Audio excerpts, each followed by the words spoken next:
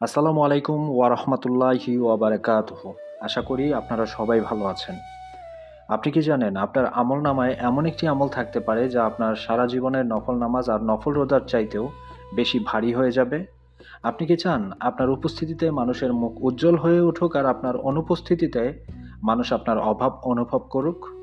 আজ আমরা কথার খেয়াল চ্যানেলে এমন এক মহামূল্যবান সম্পদ নিয়ে কথা বলবো যা থাকলে আপনার জীবন হবে জান্নাতের মতো শান্তিময়, আর না থাকলে দুনিয়া আখিরাত উভয়ই হবে অন্ধকার। সেই সম্পদটি হলো আপনার উত্তম চরিত্র ও ব্যবহার। প্রিয় দর্শক, আমরা অনেক সময় অনেক ইবাদতই করি, কিন্তু দিন শেষে মানুষের সাথে আমাদের ব্যবহারটা ঠিক থাকে না। আমরা ভাবি শুধু তাসবিহ পাঠ ও জায়নামাজে বসাই বুঝি ইসলাম। কিন্তু আপনি কি জানেন মহানবী সাল্লাল্লাহু আলাইহি ওয়াসাল্লাম বলেছেন, কিয়ামতের দিন মুমিনের আমলনামার সবচেয়ে ভারী যে জিনিসটি রাখা হবে তা হলো তার সুন্দর চরিত্র, তার ব্যবহার।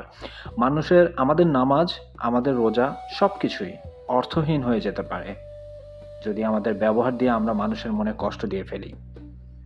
একটু চিন্তা করে দেখুন তো, আপনার পরিবারের মানুষগুলো কি আপনার ব্যবহারে খুশি? আপনার বন্ধু বান্ধব কিংবা আপনার সাথে যে কথা বলে শান্তি পায়? আমাদের প্রিয় নবী সাল্লাল্লাহু আলাইহি ওয়াসাল্লাম ছিলেন চরিত্রের এক জীবন্ত মুজিজা। তিনি কখনো কাউকে কটু কথা বলতেন না, এমনকি শত্রুরাও তার ব্যবহারের কারণে তাকে বিশ্বাস করত।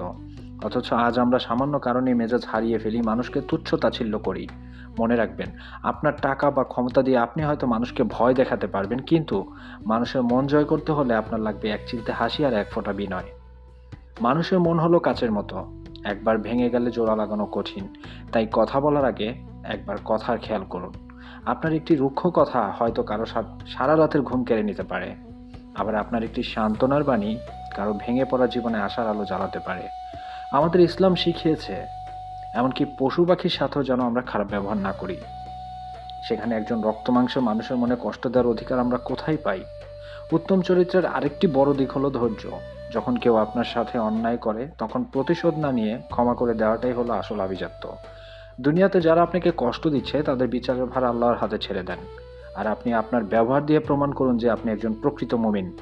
মনে রাখবেন, আখিরাতে আপনার জান্নাতে যাওয়ার পথ কতটা মসৃণ হবে তা আপনার আকলাক বা চরিত্রের উপরেই অনেকটা নির্ভর করছে।